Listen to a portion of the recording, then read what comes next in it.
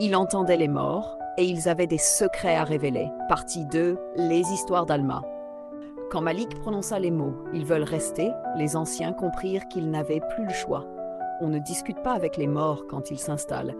On agit ou on disparaît. Avant même le lever du soleil, les anciens se réunirent au pied du fromager sacré. Aucun enfant, aucune femme, aucun étranger.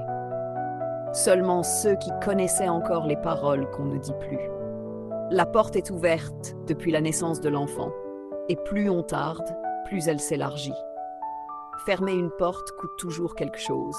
La question est « quoi ?» Malik était assis un peu à l'écart. Il n'écoutait pas les anciens.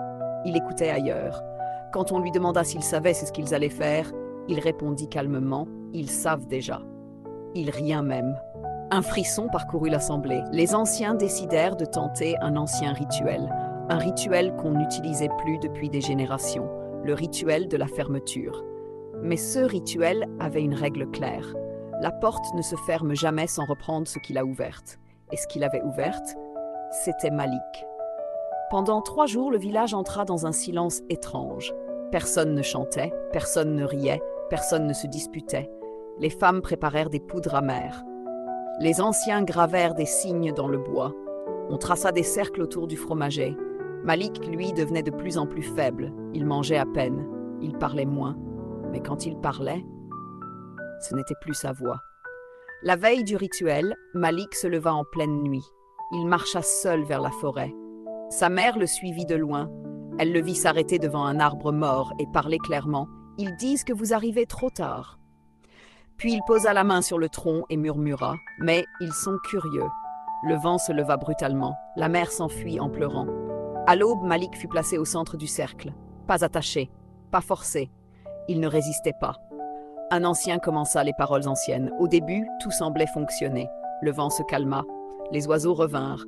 Puis Malik leva la tête et sourit. D'une voix qui n'était plus celle d'un enfant, il dit « Vous fermez une porte, mais vous en ouvrez une autre. » Les flammes tremblèrent.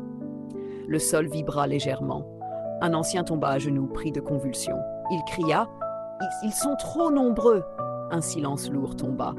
Puis Malik parla à nouveau. « Ils acceptent de partir, mais pas les mains vides. » Un ancien demanda d'une voix tremblante « Que veulent-ils » Malik répondit sans hésiter « Quelqu'un qui sait déjà les entendre. » Tout le monde regarda Malik.